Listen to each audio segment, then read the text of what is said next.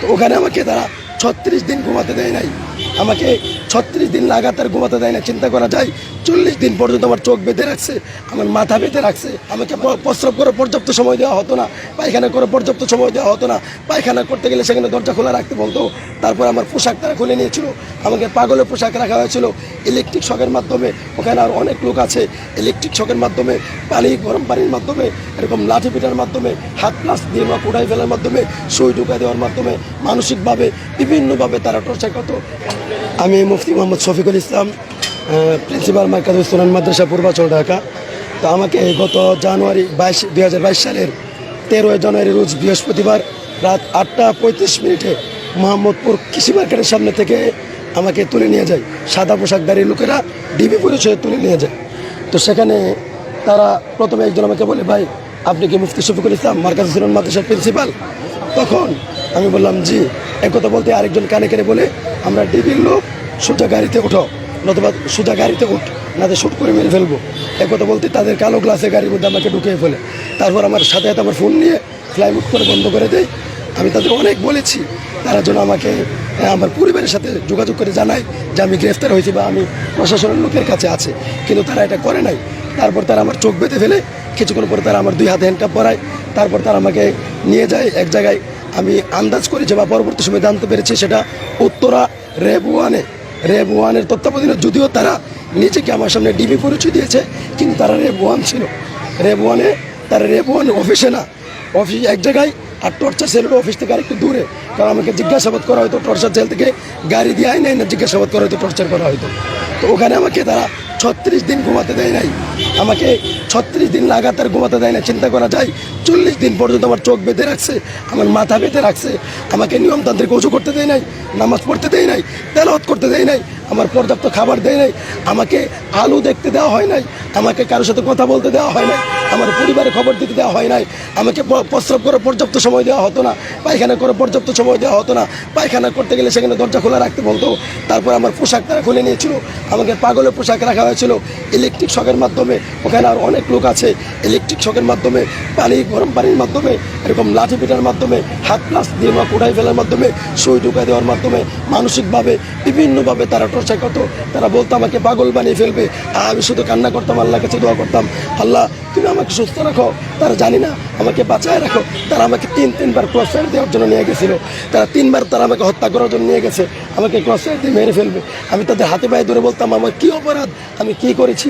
তারা বলছে তোমরা রাষ্ট্রের বিরুদ্ধে ষড়যন্ত্র করো, সরকারের বিরুদ্ধে কথা বলো, সরকারের বিরুদ্ধে বক্তব্য দাও, সরকারের বিরুদ্ধে জুমার খুতবা দাও। আমি বললাম আমি তো ছোটো মানুষ, আমার তো এত পরিচিতি নাই, আমি এতটা ফেমাসও না, আমার কথা কার কি আসা যায়। আমি আপনাদের এমন কী ক্ষতি করে ফেললাম, আমি তো কারো কোনো ক্ষতি করে নাই। আমি আমার জীবনে কাউকে বকা দেয় নাই, গালি করে নাই, কারো সম্পদ নষ্ট করে নাই, দুর্নীতি করে নাই, মিথ্যাচার করে নাই, কাউকে আঘাত করে নাই, কাউকে হত্যা করে নাই, কোনো ধরনের অপরাধ কারোর সাথে করি না। তারপরেও তারা আমাকে এরকমভাবে নির্মমভাবে অত্যাচার করে 40 দিন আমার চোখ বেঁধে রেখেছে। তারপরে 40 দিন পরে তারা আমাকে আমার পোশাক পরতে দেয়।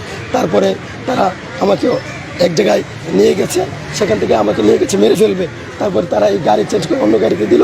40 দিন পরে রাত 12টায় আমি চোখ খুলে দেখি নীলফামারী র্যাব 13 সিপিপি র্যাব 13তে আমাকে সেখানে নেওয়া হয়েছে। আমি বললাম আমাকে আপনাদের কাছে কে দিয়ে গেলো?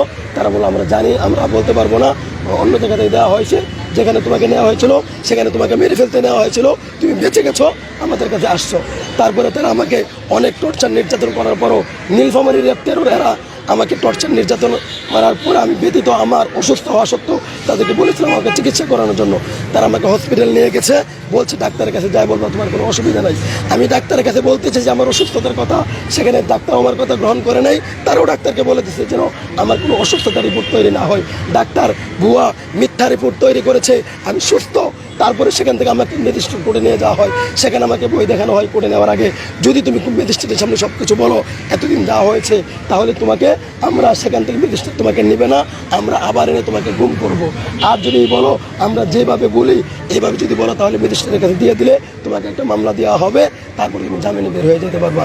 আমি তাদের হাতে পায়ে ধরে বলছি, স্যার যে কোনো মূল্যে হোক আমাকে বের হওয়ার ব্যবস্থা করো, না তুমি ম্যাজিস্ট্রেটের কাছে দেন। তখন তারা বলে ম্যাজিস্ট্রেটের কাছে যদি যেতে চাও তাহলে তারা কতগুলো কথা বলে দিয়েছে, এগুলো বলতে হবে, তারা বিভিন্ন অন্যায়ের কথা বলেছে, এগুলো স্বীকার করতে হবে। আমি চিনি না ওই এলাকা, রাস্তাঘাট কোনো কিছুই চিনি না। তারপরে সেখানে ম্যাজিস্ট্রেটের সামনে আমাকে নিয়ে বলছে, কোথায়, আমাকে বলছে গতকালকে তারা গ্রেফতার করেছে, গতকালকে তারা 40 দিন টর্চার করছে, এটা বলে নাই, গতকালকে তারা গ্রেফতার করেছে। তারপরে ম্যাজিস্ট্রেটের সামনে এই কথা বলেছে। আমি ম্যাজিস্ট্রেট আমাকে জিজ্ঞেস করলো, এখানে তুমি কোথায় আসছো কেন? আমি বলছি, স্যার আমি এখানে কোনো কিছুই চিনি না। তারা আমাকে এভাবে তারা আমাকে ওই পরের ঘটনাগুলো বলতে দেয় না, দাঁড়ায় ছিল। তারপরে ম্যাজিস্ট্রেট আমাকে জেলখানায় পাঠায়, সেখানে অনেক কাহিনী, জেলখানার ভিতরে, সেলের ভিতরে। এখানে নির্যাতন করা হয়তো, প্রথমত কথা হলো লাঠিতে পিটানো হয়তো।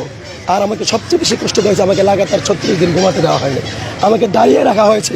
একটা মানুষ এক লাগা 2 ঘন্টা 3 ঘন্টা 5 ঘন্টা দাঁড়িয়ে থাকলে তার অবস্থা খারাপ হয়ে যায়। 36 দিন আমাকে ঘুমাতে দেওয়া হয় না, আমার মেরুদণ্ড ফেটে যাওয়ার মতো অবস্থা হতো।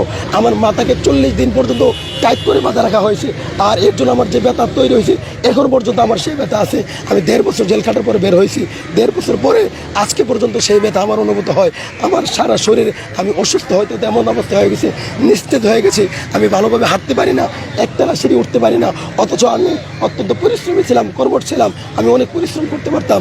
আজকে আমার জীবনটা, হ্যাঁ চোখ বাঁধা ছিল, চোখ বাঁধা ছিল, হাত বাঁধা ছিল, কখনো হাত পিছন দিয়ে বাঁধা রাখতো, কখনো উল্টায়া রডের লেগে ঝুলায়, এরকম রডের সাথে ঝুলায় বাঁধা রাখা হয়তো। ওখানে যে ছোটো ঘরটা, ওই ঘরটা একজন মানুষ শুধু দাঁড়ানো যায়, এর বেশি কিছু করা যায় না। হাঁটা চলা করে একজন মানুষ দাঁড়ানো যায়, বা চাইলে বসতে পারে, কোনোরকম শুইতে পারে। এত ছোট্ট একটা কবরের মতো একটা ঘর, ওই ঘরের মধ্যে সেখানে রাখা হয়তো, অন্ধকারের মধ্যে রাখা হয়তো। ওখানে সবচেয়ে বড় কথা হলো যে মানসিকভাবে আমাদেরকে ব্যাপক টর্চার করা হয়তো, শারীরিক টর্চার করা হয়তো। আর আমাদেরকে